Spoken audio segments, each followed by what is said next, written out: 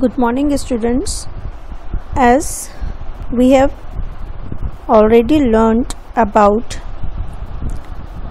communication skills and self-management skills, today we will discuss about ICT skills under employability skills topic. ICT stands for Information and Communication Technology skills.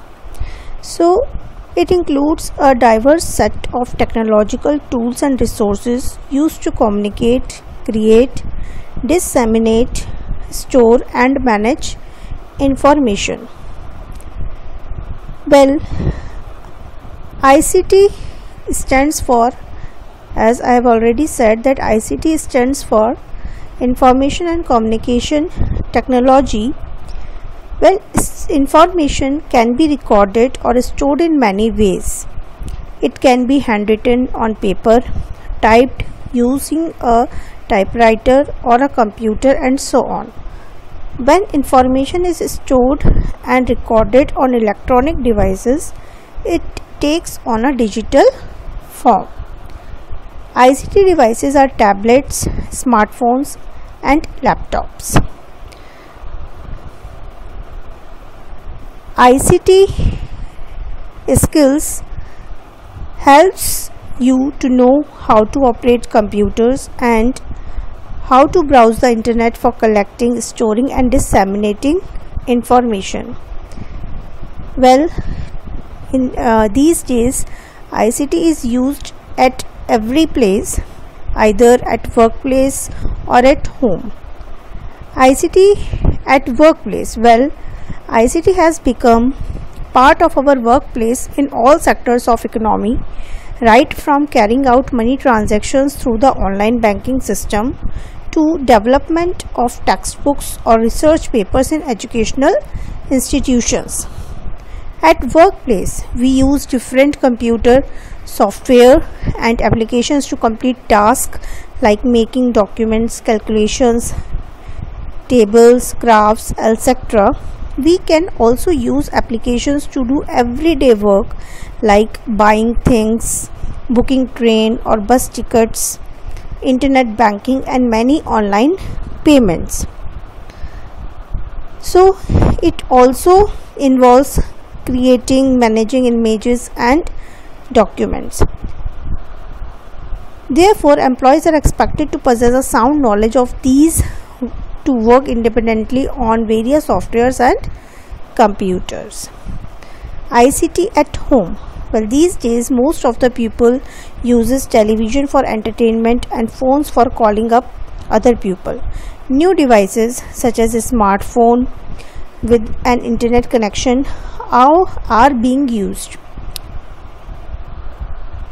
It is used to stay connected with family, friends on a regular basis through social media networks such as Facebook, Instagram and Twitter. We use computers and mobile phones for talking to each other, sending and receiving information, watching videos and news, listening to music and playing games. You can visit various sites that so that you can know about ICT activities.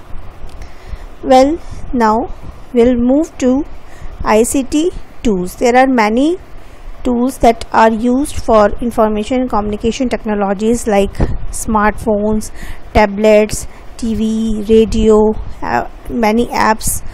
I hope you all are aware of this and very used to this, because these days we all are using these types of material.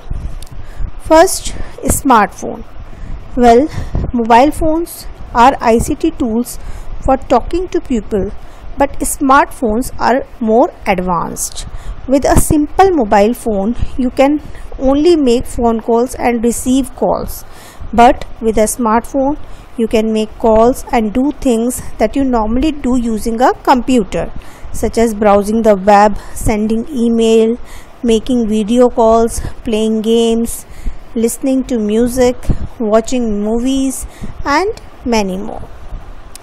Smartphones are also called mobile phones as you can use them anywhere, at home, in office or on the road. They do not need a telephone line. They use wireless networks to make calls and to connect to the internet. Some of the most popular operating systems for smartphones are Android operating system, Apple operating system, Windows Mobile, etc. Next ICT tool is tablet. Well, for some activities such as reading a book for a long time, the screen of a mobile may be too small. For such activities, we can use a tablet. A tablet is what? A tablet is a mini computer with input, output and processing functions that are all combined into one touch screen, where you can do various tasks just by touching its screen. It is bigger than a smartphone and you can perform all the functions that one can perform on a computer or a smartphone. Next, TV and radio. Well, we all are aware about TV and radio. We all are see and listen TV and radio. So TV and radio are being used as an ICT tool since a long time. Radio is used to broadcast audio, while TV is used to broadcast audio visual information to many people. So these both are used for entertainment and to learn new things. Next is application or apps. Apps is now a part of life. Every day we are downloading some app. Either it is related to game, or it is a educational app, or it is a video conferencing app. Like you are right now, I hope you these days you are using Zoom app for online classes. So we all are well aware about these apps. So how does a smartphone perform so many functions? It does so with the help of software applications, apps. On the screen of a smartphone or tablet, you see a lot of small pictures or icons. If you touch these, they start programs or functions required for watching movies, playing games, using camera, etc. Well, apps are software programs that perform different functions.